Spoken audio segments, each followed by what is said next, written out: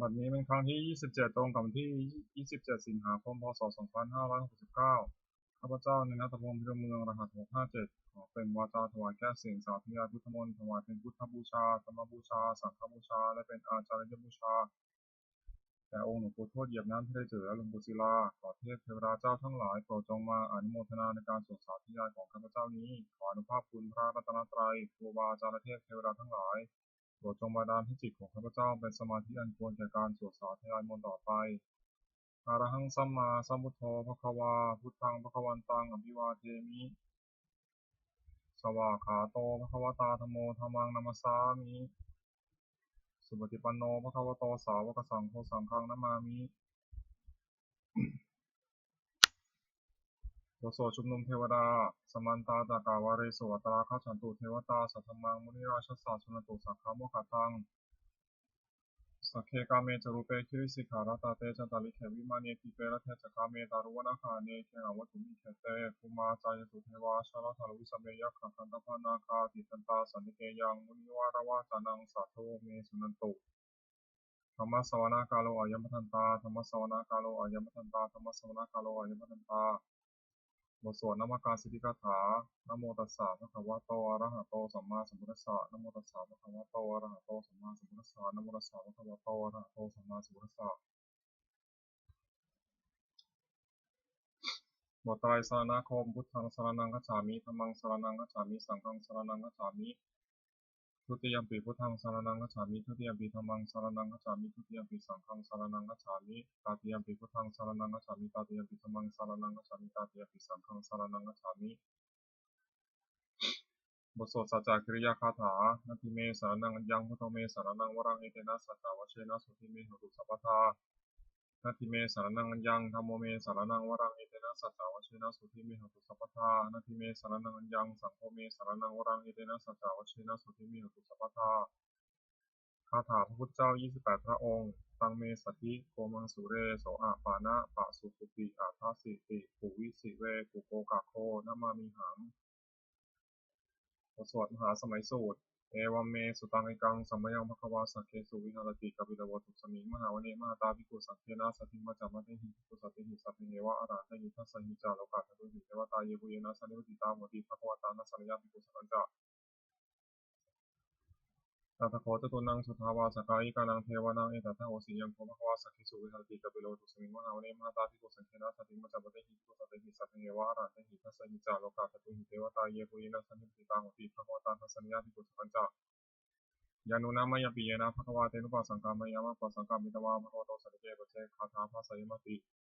อัตโคตาเทวตาสัยทาปีนามะพะละวาปุริโสสัมมันตังวาพหังมัสสริยาภาษาตังวาพหังสัมมิชยะเอวะเมวะสุทาวาเสสุเทเวสุวัตระหิตาภควโตปุระโตปาตุระหังสุอัตโคตาเทวตาภควันตังอภิวาเทตวายกรรมตังอัตังสุเวกรรมตังพิตาโหเอกาเทวตาภควโตสัจเจมังคังอภัสสิมหาสมิโยภวนะสมิงเทวกายาสมัคคตาคัตมะอิมังธรรมะสมิยังพิตาเยวะปราชิตาสังฆติ อัตโขปราเทวตาภควโตสันนิเกอิมังคังอวสิตตาภิกขโวสมาถังสุจิตังอัตโนชุกามกังสุสาทิวะเนตานิฆาหิตวะอิทิยานิรักขันติทัพพิตาติอัตโขปราเทวตาภควโตสันนิเกอิมังคังอวสิเชตวะกีลังเชตวะบริคังอิทักกีลังโอหะจุมเมชาเตจันติสุขาวิมลาจักุมตาสุนตาสุโสนคติอัตโขปราเทวตาภควโตสันนิเกอิมังคังอวสิเยเกจิพุทธังสารนังคตาเสนเตชมิสติอวายภูมิมหายามนุสังยังเทวกายังปริปุรสันติติ อัตถโขปะคะวะภิกขุอมันเตสีเยภูเยนะภิกขเวทัสสะสูงโลกาทารุสูงเทวตาสันติตาหติสาคตาทัสสะนิยภิกขุสังฆจจะเยปิเตภิกขเวเหสุงติตามัทนังอรหันโตสัมมาสัมพุทธาเตสัมปีภะคะวันตานังเอตปรมาเยวะเทวตาสันติตาหิสงสัยตาปิเมหิตาระหิเยปิเตภิกขเวภวิสันติอนาคตามัทนังอรหันโตสัมมาสัมพุทธาเตสัมปีภะคะวันตานังเอตปรมาเยวะเทวตาสันติตาภวิสันติสัยตาปิเมหิตาระหิอาจิกิสัมมิภิกขเวเทวะกายานังนามานิกิตายิสัมมิภิกขเวเทวะกายานังนามานิเทสิสัมมิภิกขเวเทวะกายานังนามานิ ทางสุนัขถาสดุกังมนังสิกโรธาภาสิสามิติเอวบิดโกเตปิภูภควโตปะเจสุสมภวายดัทวจะสิโลกามนุกัสสามิยถาภูมาตาทัสสิตายิสตาคิริทัพลังปหิตตาสมาหิตาปุถุเสหาวาสาลินาโลมหังสาปิสัมพุโนโอตาธรรมสาสุทธาวิปัสสนามนาวิลาปิญโยปัญจสเตยตวาวเนกปิลวัฏเวตตวามิสัทธาสาวเกสัสเมรเต เต วกายาพิกันตาเตวิชานาถาปิโตเตจาตปามะกรุงสุตบาพระศาสนังเตสัมปาตุระหุงยนาอมนุสานังสนังอเปเกสตามะตะโขสังสังตาสตริงตังเอเตสาสนังอมนุสานัมะสุงอเปเกตามะตะโขสังตามตาหงท่านจะสัพพาพิญญาวะกิตวานาจักขุมาตโตอามนิสัตตาสาวกเยสาสเนระเตเทวกายาพิกันตาเตวิชานาถาปิโตเยวหังกิตายิสามิทิระหิอนุปุปโสสัตตสังหสาวยะขาภูมากับเบลวัฏวายทิมโตชุเดปตะวันาวะโตอิสัสโนมธรรมนาภิกรรมวิโกนังสัมมิวนังชาสังหสายหิมะวะตายฐานะโตนิโยทิมโตชุเดปตะวันาวะโตอิสัสโนมธรรมนาภิกรรมวิโกนังสัมมิวนังสาตาคิราติสังหสายะขานะโตนิโยทิมโตชุเดปตะวันาวะโตอิสัสโนมธรรมนาภิกรรมวิโกนังสัมมิวนังอิเจเตโสรสังหสายะขานะโตนิโยทิมโตชุเดปตะวันาวะโตอิสัสโนมธรรมนาภิกรรมวิโกนังสัมมิวนังเมสามิตาปัญจสดายะขานะโตนิโนทิมโตชุติมันตวันาวะโตอิสัสโนมธรรมนาภิกรรมอธิกาโมภิกขุนังสัมมิวนังกุมหิโรราชาให้โกเวกุลสานิเวสนังปิโยนังสตาสังหสังยะขานังปิยุรปัสสติกุมหิโรราชาให้โกโสภาสมิวนังปุริมันจัตติสังราชาทัตตาระโถปัสสติกันธรรมนาธิปติมาราชายสัสสิโสพุทธปิตาสาภาวนธรรมนามาพระราชิมโตชุติมันตวันาวะโตอิสัสโนมธรรมนาภิกรรมภิกขุนังสัมมิวนังทักขินันจัตติสังราชาบุรุษโหตปาสันติโกมัทนาธิปติมาราชายสัสสิโสพุทธปิตาสาภาวนธรรมนามาพระราชิมโตชุติมันตวันาวะโตอิสัสโนมธรรมนาภิกรรมภิกขุนังสัมมิวนังวชิมันจัตติสังราชาบุรุษโขสัสสินาคนาธิปติมาราชายสัสสิโสพุทธปิตาสาภาวนธรรมนามาพระราชิมโตชุติมันตวันาวะโตอิสัสโนมธรรมนาภิกรรมภิกขุนังสัมมิวนังอุตรัญจัตติสังราชากุเวโรตปาสัสสิยคนาธิปติมาราชายสัสสิโสพุทธปิตาสาภาวนธรรมนามาพระราชิมโตชุติมันตวันาวะโตอิสัสโนมธรรมนาภิกรรมภิกขุนังสัมมิวนังปุริมาทิสังทัตตาระโถทักขินาอุณหโกปัจฉิมินาอุรุปโขเวโรตังทิสังจตารโรเตมหาราชาสัมมันตาจตุวัติสาพระมนาทังสุเนกวิโลวัตเวไตสังมยาวิโนทัสสานาคูวันจานิกาสถามายากุเตนผู้เวทินผู้วิผู้จาวิผู้โตสังหาจันทโนกรรมเสถโตจาคิมิคันนิคันทุจาปนาโทปมัญโยจาเทวสุโตธรรมตลิจิตาเสจิตตาเสโนจักขันธพลนโรราชาชโนสโพอาคูมัสสิโกเทวะทิมทรุสุริยวัจสาเอเตจันเนจราชโนคัตถาสารายุติมัธรรมนาภิกขามุภิกขุนังสมิมนังอัฏฐาคูนาภาษานาคาเวสาราสหัตชกากรรมละสราคุวยคาสานเจริทิยมุนาทัตตารัฐาจาคุณนาคายสสิโนราวโนมานะโคสภคัสมิมนังเยนะคาราเชสหัสสาหดิทิพาทิชาปกิวิสุทธจักโขหายสาเทวนามัชปตาจิตาสุปนาอิเตเตสานามังอภยันตทานาคาชานามาสีสุปนาโตเขนามาตาสุพุทโธสานาหิวจันหิวสองมหายันตานาคาสุปนาสารนามังสุทังชิตาวชิระหัตเถนะสมุทังอสุราธิตาพัตตารวาสาวเสเตอิทิมันโตยสสิโนกาลกัญชามหาพิสมาสุราธนาเมกัสสาเวปาจิติสติจิจาปหาลโทนุมติสหัสตันตาพันธุตานังสัพเพโรจนามกาสนิโตอภินิสนังราหุตุตาปาขมุงสมิโยธนิพัตเตวิโกนังสุริมนังนาโปเตเทวาปฐวิจาเตชวโยตถะกัมมังวรุณาวรุณาเทวาโสโมจายสัสสะสหเมตตาคุมกายตาคุเทวายสัสสิโนทัสเสเตทัสสะทากายาสัพเพนะตวิโนจิมโตสุติมันตวันนวันโตสัสสิโนมัทธรรมนากัมวิโกนังสมิโกนังเวทุตเทวาสารีจาสมาจุทุเรมาจันสุเปสัทเทวาจันทมคูบุรคิตาสุเรสุเปสัทเทวาสุริยมังคูบุรคิตานักขันเวปุรคิตวาคุมันตวะละหกาวสุนังวโสสัตโตตโตมะกวินโตทัสเสเตทัสสะทากายาสัพเพนะตวิโนจิมโตสุติมันตวันนวันโตสัสสิโนมัทธรรมนาอภิกรรมวิโกนังสมิโกนังอัฏฐาภูสาวบุเทวาชารมกิสิกขาริวะอริตกาจโรชาจามุมาปุพานิภาสิโนวรุณาสาธรรมจาจตาจานิชกาสุรยานุชิราภูอาภูวสาวเนสิโนทัสเสเตทัสสะทากายาสัพเพนะตวิโนจิมโตสุติมันตวันนวันโตสัสสิโนมัทธรรมนาอภิกรรมวิโกนังสมิโกนังสมานามหาสมานามนุสามนุสุตมาจิตาบุรุษกาภูอาภูมโนบุรุษกาถาภูหายเทวายจันทิตวาสิโนปาราคามหาปาราคาคุติวายสัสสิโนทัสเสเตทัสสะทากายาสัพเพนะตวิโนจิมโตสุติมันตวันนวันโตสัสสิโนมัทธรรมนาอภิกรรมวิโกนังสมิโกนังสุปการุมหารุณาโคทานัสสะโอทาตะกะยะหาปะมุขาพุทธิวาวิจคณาสัทธมตะหารักจามิสกาจายะสัสสิโนถังยังอาคาบุชโนยริสานุสติทัสเสติทัสสะทากายาสัพเพนะตวิโนจิมโตสุติวันตวันนวันโตสัสสิโนมัทธรรมนาอภิกรรมวิโกนังสมิโกนังเขมิยาตุสิตายามากาตกาจายะสัสสิโนสัมมิตกาลามาเสถาจุติมาจาสวานิมานาริโนอาโคทาภูปรณิมิตาทัสเสติทัสสะทากายาสัพเพนะตวิโนจิมโตสุติวันตวันนวันโตสัสสิโนมัทธรรมนาอภิกรรมวิโกนังสมิโกนังสัทเทเรเทวนิกายาสัทเทนะนะโตนิโนนามัยวายินาคันจุญญาจุญญาสัติสาสะอาวุธาจติมังคีลังอุปตินามานาสวังนะเขมุขันตารังนาคังสังฆวัชตาติตังพระมาปรมาโตจัมปุตตาอิทิมโนสาสานังกุมารติโสจันสงฆาสมิโนนังส สัสสะพระมาโลกานังมาพมาพิติริวปปโนชุติมโนวิสมากายโยยิสัสสิโสทิเศษไทยสตาคูปเจกาวสโสติโนเตสัญจามสุโนอาคาหาริโตบริวาริโตเทจัสสะเพริกันเตสินเทเวสัพพมะเกมรสนาภิกามิปัสสากานาสัมมัญญาอิทากานาถาพันธตารักินาปัทวัตโวสมตาบริวารถามาโมมุติภาปุตินังอิติระถามาสิโนกันเสนังอภิสีปานินาตระมหจัสสรังกัตวันเทระวังยถาปวุตโกมิโตทานายโตสุจิโกตถาโสปฏิภาวติสังคุโทเจงวเสตันตสัพพังอภิญญะวะวัคคิตวานาจักุมาตโตมิสถาสาวกเกสัสเนยเตมาสนาภิกตาเตชนะสัพโตเตจาตปะมะกรุงสุตบาวุสาสัสนังวิตารักินีปะกามุเนสังตุวิสิยุงสัพเพวิชิตาสังฆามามยติตายสัสโนมัทติสาปุเตหิสามกาเตชนะตุติบทสวดโพชังคบริตโพชังโทสติสังฆาโตธรรมานังวิโยตถาวิริยมปีติปัสสติโพชังคาจัตตาปะเรสมาธุเปกขาโพชังคาสัตเตเตสัพพะทัสสินามุนินาสัมมาทัคขาตาภวิตาภวิคตาสังวัตติยติยัญญานิพพานญาสัพพุทธิยาเอเตนะสัจจาวเชนะสุติเตหุตุสัพพทาเอกสมิงสมัยเยนาโถโมคคัลลานันจากัสสปังทิราเนทิเตทิสวาโพชังเกสัตตะเทสยิเตจัตตังอธินันทิตวาโรคามุทิงสุตังคเนเอเตนะสัจจาวเชนะสุติเตหุตุสัพพทาเอกทาธรรมาราชาปีเครัญเยนาพิปิริโตจุนทัตเถเรนะตัญเยวะพนาเปตวานาสาธรังสัมโมทิตวาจะอาพาธาตัมหาวุฒาสิฐานโสเอเตนะสัจจาวเชนะสุติเตหุตุสัพพทา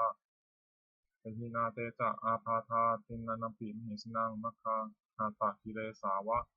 ปตานุปติธรรมตังเอเตนะสัจจาวเชนะสุติเตหุตุสัพพทาบทสวดบารมี30ทัศฐานะปารมีสัมโนฐานะอุปปารมีสัมโนฐานะปรมัตถปารมีสัมโนเมตตาไมตรีกรุณามุทิตาอุเบกขาปารมีสัมโนอิติปิโสภควา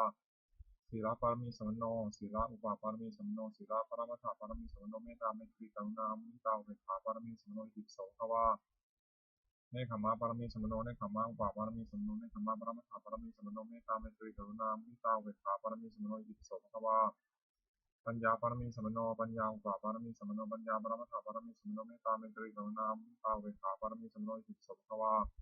วิริยะปารมีสัมโนวิริยะอุปปารมีสัมโนวิริยะปรมัตถปารมีสัมโนเมตตาเมตตริกรุณามุทิตาอุเบกขาปารมีสัมโนอิติปิโสภควา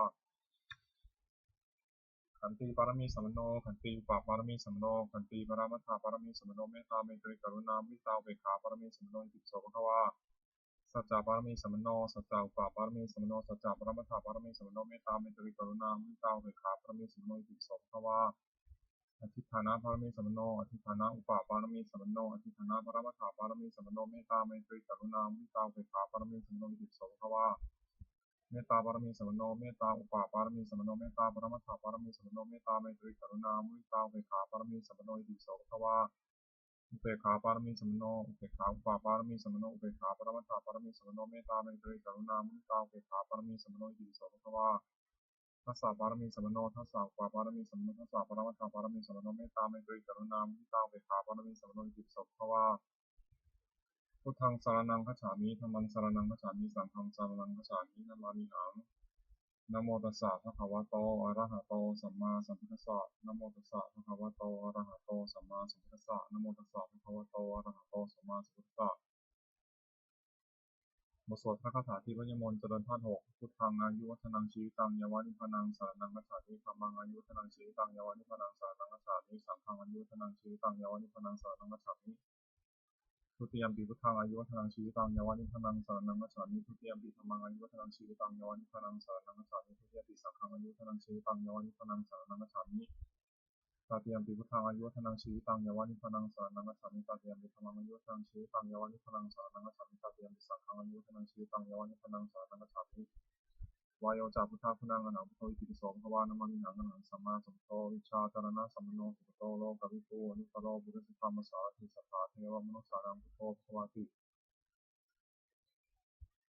วายโยจัตธรรมเมตังอนังพุทโธอิติปิโสภควานามามิหังสวากขาโตภควตาธัมโมสัจจิโตอาการิโตอิปัสสิโตปะนิโกปัจจิตังวิตโตยุหิติ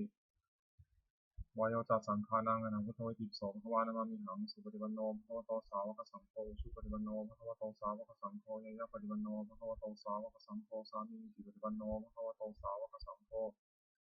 ยะทิทังจตาริปุริสายุคานิทัปปุริสุขลาเอสะภควโตสาวกสังโฆอังเนโยปังเนโยทิคินโยชนิจาริโยอนุตรังปุญญกิตังโลกัสสาติ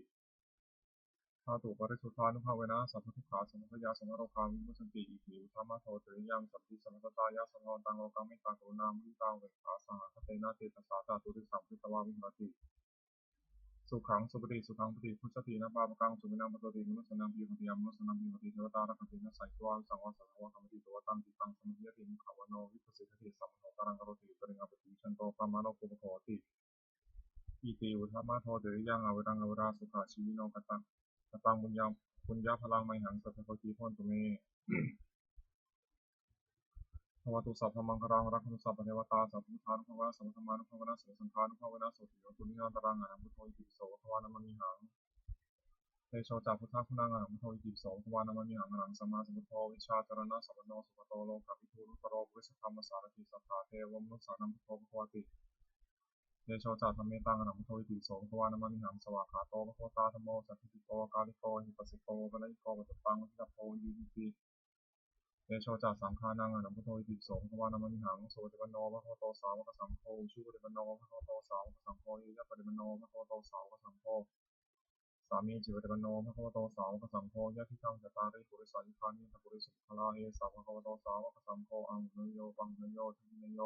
อัญชลีการณิโยนุตรังปุญญเขตังโลกัสสาติ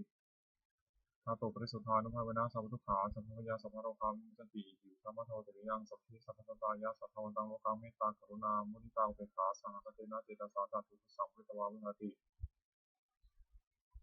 สุขังสุปฏิสุขังปฏิพุทธติทั้งปาปกังสุมินังมัสติมนุสสานังปิโหติยมนุสสานังปิโหติเทวตารังตินาสัยทิวาวิสังวาสังวาสัมปติตัวตังจิตังสมัญญาติมุขาวโนวิปัสสิทธิสัมมันโหกรังกโรติปริงัปติวิชันโตธรรมารคุปโหติอิธรรมะโตเตริยังอวรังวราสุขาชีโนกตังยัมหังไมหังสัพเพปกีพนตุเมภวตุสัพพมังคลังรักขุสัพพเทวตาสัพพพุทธานุภาวนะสัพพธรรมานุภาวนะสัพพสังฆานุภาวนะโสติโทุนิยันตรังอนังพุทโธอิติปิโสภควานามิหังอาโปจาพุทธาคุณังอนังพุทโธอิติปิโสภควานามิหังอนังสัมมาสัมพุทโธวิชาจารณะสัพพโนสุขโตโลกวิทูนุตโรบุริสธรรมสารถิสัทธาเทวมนุสสานังพุทโธภควติอาโปจาธรรมเมตังอนังพุทโธอิติปิโสภควานามิหังสวากขาโตภควตาธรรมโมสันติโกกาลิโกหิปัสสิโกวะนะยิโกปฏิตังวิทัพโพยุหิติอาโปจัสังฆานังอนังพุทโธอิติปิโสภควานามิหังสุปฏิปันโนภควโตสาวกสังโฆชุปฏิปันโนภควโตสาวกสังโฆยะปฏิปันโนภควโตสาวกสังฆสามีจิปฏิปันโนภควโตสาวกสังโฆญาติทังจตาริปุริสายุคานิทัปุริสุขลาเอสาภควโตสาวกสังโฆอังหุนโยปังหุนโยทักินโยอัญชลีการณิโยนุตรังมุญญเกตังโลกัสสาติธาตุบริสุทธานุภาเวนะสัมปทุกขาสัมภยาสัมภโรคาวิมุตติอิติอุทธรรมะโทเตริยังสัพพิสัพพตายาสัพพวันตังโลกัมมิตากรุณามุทิตาอุเบกขาสหอันเทนาเจตสาจาตุทิสัมพุทธวาวิหารติ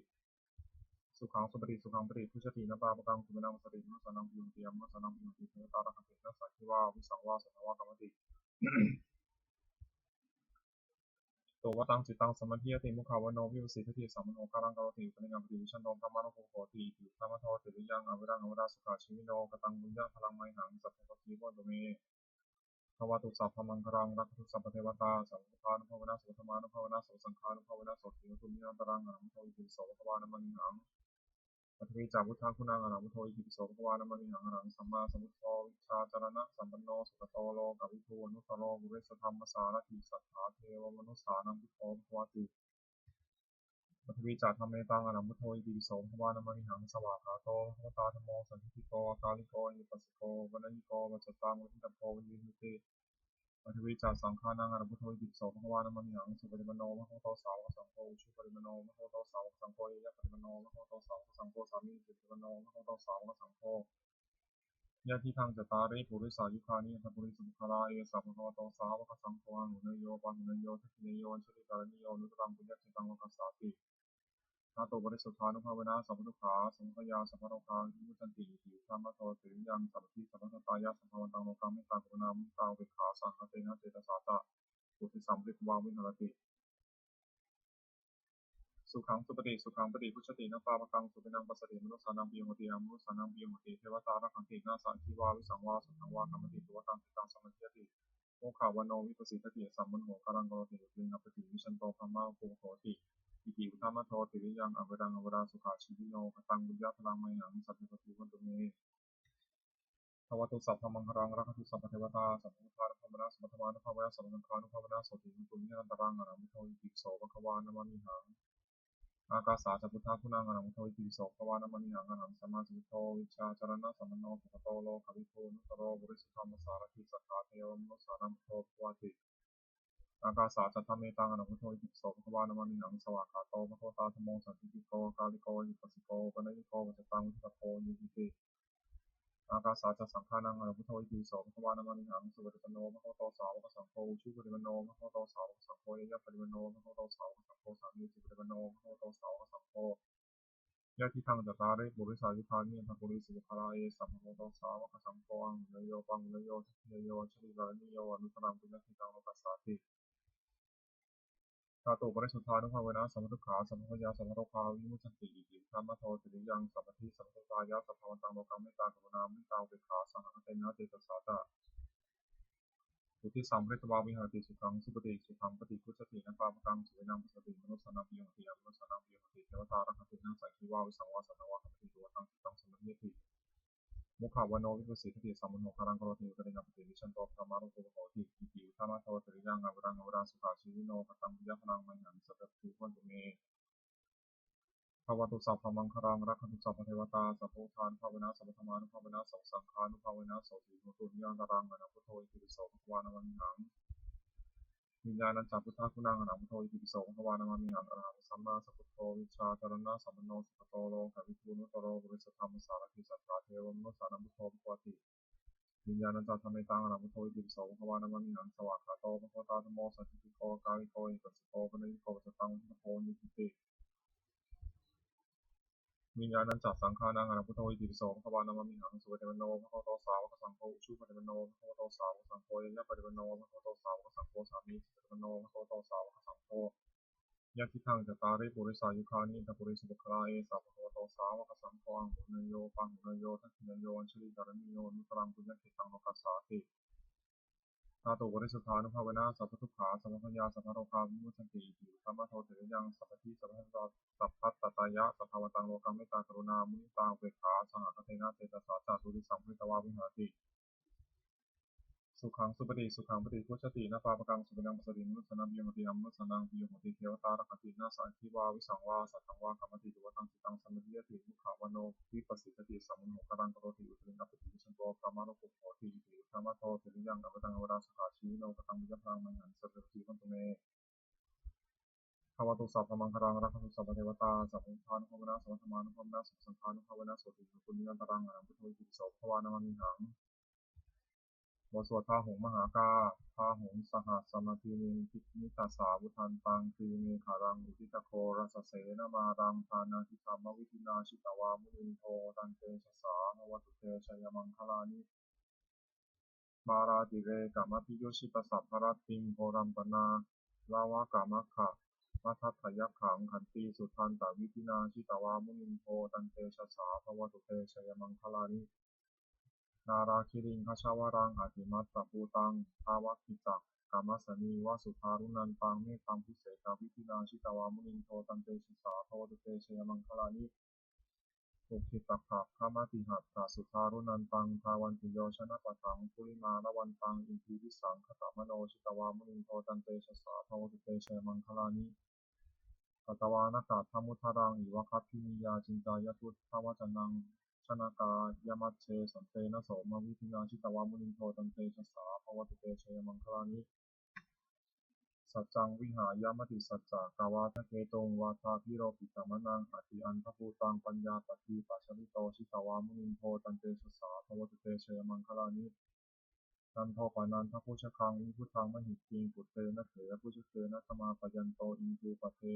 สาวิธินาชิตวามุนินโทตันเตชะสาภวตุเตชยมังคลานิทุกขาหาทิพิทุชเคนะสุทัสสหัตถังธัมมังวิสุทธิชุติมิธิภากาพิธานังยานาคเทนะวิธินาชิตวามุนินโทตันเตชะสาภวตุเตชยมังคลานิเอตาปิพุทธชยมังคาละอัตถคาถาโยวาจโนทินาทิเนสารเตมตันทีหิตวานเนกาวิวิธานิสุปัตถวานิโมขังสุขังอธิธรรมายะนโรสปัญโย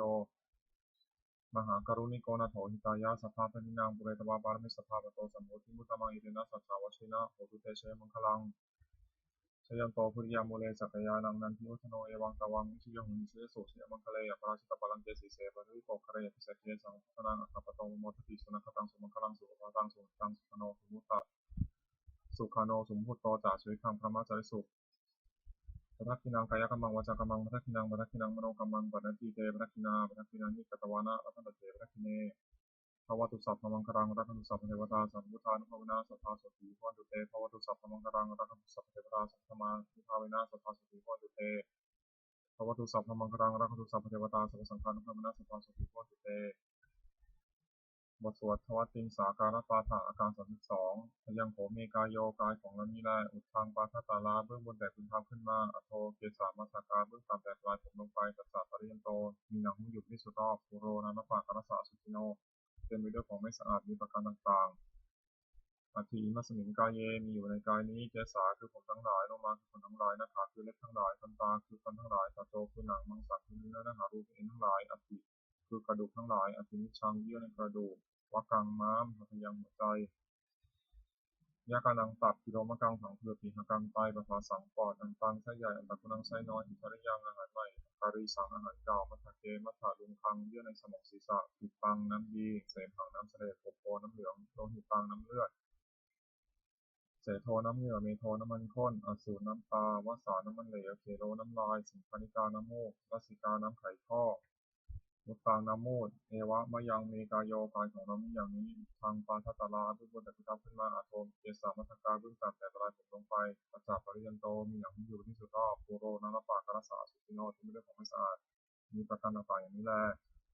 บทสวดอภิธรรมปัจเจกคณะปาฐาชนะธรรมหิชนะอนันติโตและมีความแก่เป็นธรรมดาจะล่วงความแก่ไปไม่ได้ พยาธิธรรมหิพยาธิอนันติโตเรามีความเจ็บไข้เป็นธรรมดาจะต้องความเจ็บไข้ไม่ได้มรณะธรรมหิมรณะอนันติโตเรามีความตายเป็นธรรมดาจะต้องความตายไม่ได้สัพเพหิเมธีหิมนาเป็นหินาภโววินาภโวเราจะเราไม่ได้ต่างๆคือว่าจะต้องฆ่าจากของรักของเดินไปที่สิ้นไปกรรมสกลหิกรรมทยโทกรรมยุนีกรรมบรรทุกรรมคติสารโนเรามีกรรมเป็นของตนมีกรรมเป็นผู้ให้ผลมีกรรมเป็นแรงเกิดมีกรรมเป็นผู้ติดตามมีกรรมเป็นที่อาศัยยังกรรมังกริสามิกายนวาปาปะกังวาปาปะกังวาตัสสัทธายโทภุริสามิ เราจะทำกรรมในไว้เป็นบุญหรือเป็นบาปเราจะเป็นทายาทหรือว่าจะไม่รับผลของกรรมนั้นสืบไปเอวังอันนี้อาภิหังปัจเจกิตพังเราทั้งหลายพิจารณาอย่างนี้ทวนเถิด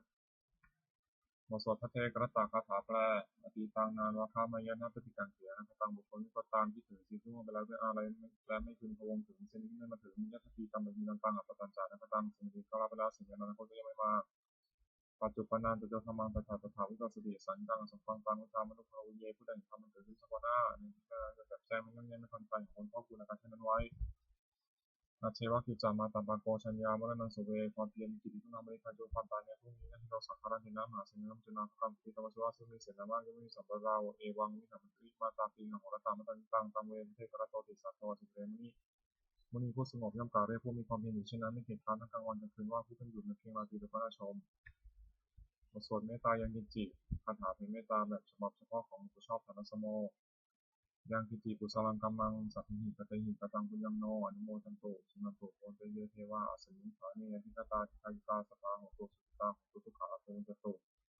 มาตาปิตาสุขิตาหตุทุกขาภูนจตุสัพเพยติกาสุขิตาหตุทุกขาภูนจตุสัพเพอายติกาสุขิตาหตุทุกขาภูนจตุสัพเพปิสาสุเวทิขาสัพเพเตตาสุขิตาหตุทุกขาภูนจตุสัพเพอาจารุปัชญาสุขิตังตุทุขาปุญจตุสัพเพนัคตาสุขิตังตุทุขาปุญจตุสัพเพเทวาสุขิตังตุทุขาปุญจตุสัพเพสามัญญังสมิชันตุโวปฏิภาณคาถายาเทวตาสันติวิหาราวาสินิทุเมฆเรปฏิฆเรตยิตายิตาธรรมะทะเลนาพรตุชิตาสติโรเดทาวิหารามันทะเลเถระจมชานมกาสติโวสารามิกาธานปฏิวสกาคามาเทสัสมาติสราสวัสดิตาสุขิตาวุตุเต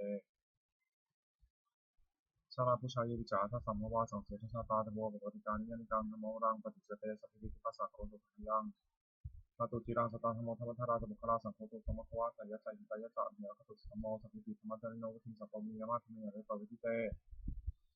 สันนาหนตุสัพพิติปานิโนพุทธสัสเนสัมมาทรังพระวชันโตคาริโมพระสตุอุทิโทยัสตานังสิริทังนิตุมิคณิมาตาปิตาจัตตาชังจังรักติกตังวังธรรมินาชาโนวชังรักติสัพพะ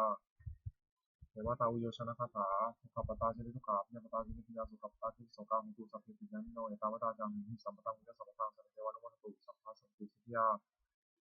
ทานังทันตุสัทธายาสีรังวัคตุสัพพทาภาวนาพิจตาหุตุพัสตุเทวตาคตาสัพเพพุทธาพระปตาปัจเจกัลยาพังอหันตานันตาตุชนะธรรมทันสัพพโสบทแผ่เมตตาอุทิศสัพเพสัตตาสัพพาหุตุอวราสุขาชีวิโนขอสัพทั้งหลายยิ่งยิ่งจากการละกาลจูนผู้ดำรงชีพอยู่ในสุขทุกข์มาเถิดกระดังบุญยังพลังมังหังสัพเพสัตติมันตุเมขอสัพทั้งหลายจงได้สวยสมบูรณ์พระเจ้าทั้งทีด้วยกายวาจาแต่ละนั้นเถิดสัพเพพุทธาพระปตาปัจเจกัลยาพังอหันตานันตาตุชนะธรรมทันสัพพโสสัพเพพุทธาพระปตาปัจเจกัลยาพังอหันตานันตาตุชนะธรรมทันสัพพโสสัพเพพุทธาพระปตาปัจเจกัลยาพังอหันตานันตาตุชนะธรรมทันสัพพโสสัพเพพุทธาภรปตาปเจกันันเจมังอนันตานันจาติชนะนักขมันสัพโสสัพเพพุทธาภรปตาปเจกันันเจมังอนันตานันจาติชนะนักขมันสัพโสสัพเพพุทธาภรปตาปเจกันันเจมังอนันตานันจาติชนะนักขมันสัพโสสัพเพพุทธาภรปตาปเจกันันเจมังอนันตานันจาติชนะนักขมันสัพโสสัพเพพุทธาภรปตาปเจกันันเจมังอนันตานันจาติชนะนักขมันสัพโสสัพเพพุทธาภรปตาปเจกันันเจมังอนันตานันจาติชนะนักขมันสัพโสมงคลบูชาหลวงปู่ทวดนะโมโพธิสัตว์โตคันมิยังอิปะคะวานะโมโพธิสัตว์โตคันมิยังอิปะคะวานะโมโพธิสัตว์โตคันมิยังอิปะคะวา